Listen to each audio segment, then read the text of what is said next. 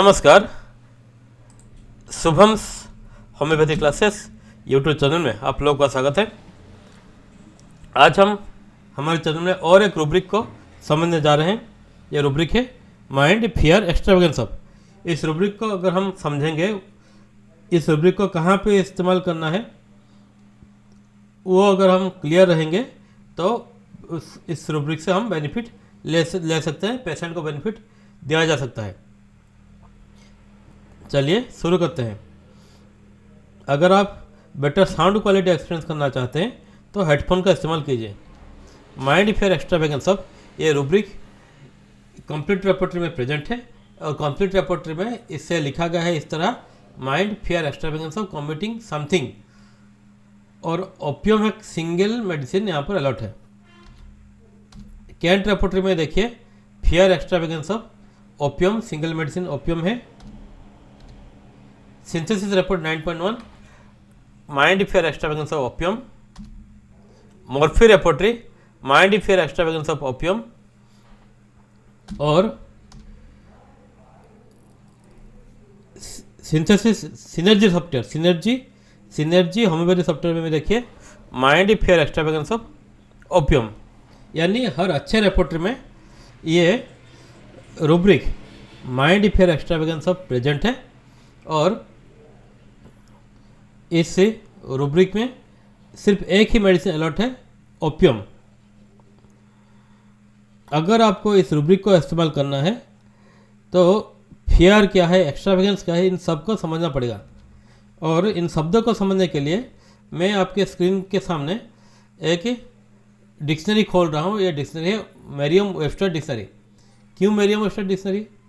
क्योंकि ये जो रूब्रिक को लिखने वाले और उसमें मेडिसिन अलॉट करने वाले लोग या तो यूरोपियन थे या फिर अमेरिकन थे या फिर यूएसए के लोग थे। इसलिए उनका इंग्लिश वर्ड को यूज करना, समझने का तरीका थोड़ा अलग है। अगर आप कोई ऑर्डिनरी डिक्शनरी यूज करेंगे तो एक्स्ट्रावेगेंस का मतलब है फिजूल खर्ची। लेकिन देखिए यहाँ पर क्या दिया गया है, यहाँ पर दिया गया है एन इंस्टेंस ऑफ एक्सेस, कुछ बढ़ गया है, कुछ ज़्यादा हो गया है, मेरे कंट्रोल से बाहर हो गया है, ये एक्स्ट्रावेगेंस है। इसी तरह ये जो फियर का मतलब दिया गया है इस डिक्शनरी में, an unpleasant often strong emotion caused by anticipation और अवेयरनेस ऑफ डेंजर। आगे कुछ गलत होने वाला है, आगे कुछ बुरा होने वाला है, उसी का एंटीसिपेशन से दिमाग में पैदा होने वाला एक स्ट्रॉन्ग इमोशन है क्या? फियर, डर।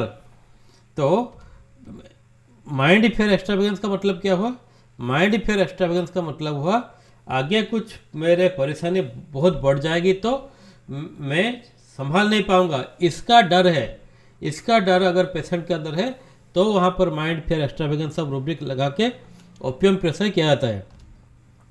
अब हम एक पेशेंट के वर्सन को देखिए मैंने पेशेंट के वर्सन को 2 लाइन में लिखा है, लेकिन एक पेशेंट इस तरह से नहीं बोलता है।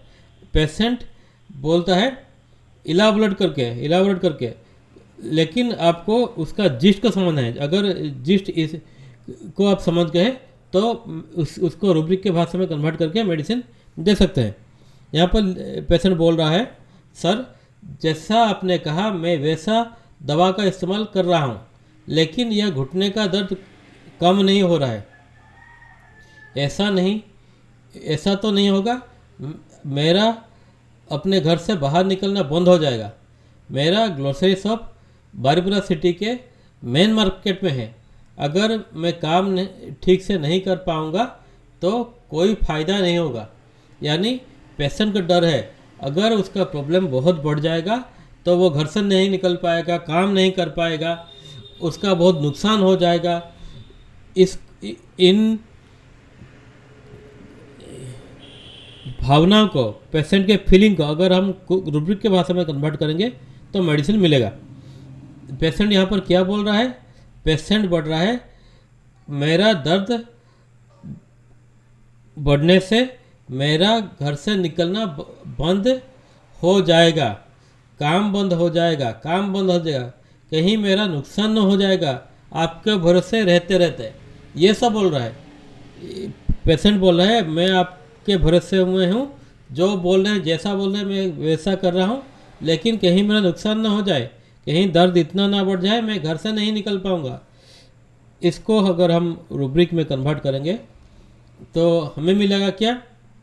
पहला rubric, mind fear extravagance of, क्योंकि पेशेंट बोल रहा है अगर दर्द बहुत बढ़ने से मैं संभाल नहीं पाऊँगा, उसका पेशेंट के अंदर डर है।